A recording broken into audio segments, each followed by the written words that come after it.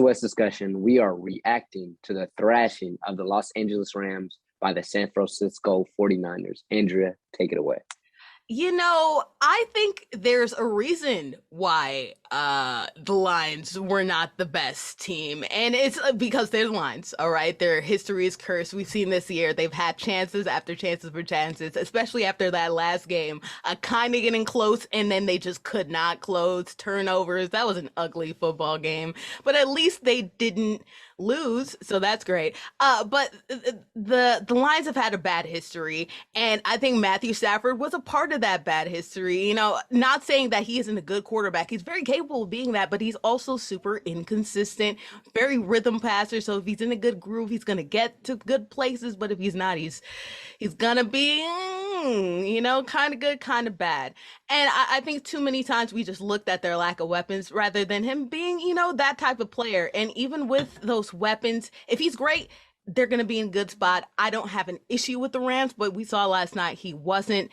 Jimmy G finally got his groove. Kyle Shanahan got his stuff together, and that's why they ended up getting that victory. Now, if they meet again, maybe Matthew Stafford is more in the groove, so that doesn't happen. It's really Stafford dependent, depending on how far they go, because we know this defense is awesome.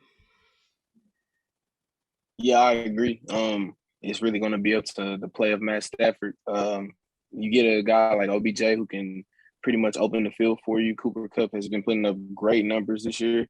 And the past couple of games has been kind of inconsistent. Going back to the Tennessee game, throwing two throwing two picks in the first quarter. One of them was a pick six, and the other one could have been a pick six. But just things like that is unacceptable. And I honestly feel like Kyle Shanahan really outcoached Matt McVay. Also, he definitely put his team in the right positions for them to win. Kind of disappointed. I expected OBJ to come out and at least give me like 50, 40 yards or something. But, I mean, just got him for the week, so I wouldn't put any blame on him. I just want the offense to start being more productive and more consistent. Matt Stafford has to be back to that MVP form that he was in the early season, and hopefully they get back on track. Yeah, so this is kind of crazy for me because I just last week was talking about how the Rams were the most complete team. And honestly, I still feel like they are. And you're allowed a week or so to be off. It's the NFL, it's a week to week, league any given Sunday. Now, did I see the Rams falling the way that they did to the 49ers? No, I didn't see that happening. I think it's just one of those games that they, had to get out of their hair. It was Odell's first game with them, and so having to work him in his groove and get him acclimated to the team and the way that they run things over there. All of that plays a big part in it. So yeah, I think the Rams will still be fine, but it was crazy to see them lose the way that they did. And I think it was really special in my part with Shanahan's coaching by really not allowing the Rams to get what they want on defense. If you were looking at the game, you saw Jalen Ramsey and a couple others very frustrated because they were having to go against the run. They have the best pass rush in the league. They have a great secondary, but their rushing defense isn't as good as the throwing defense.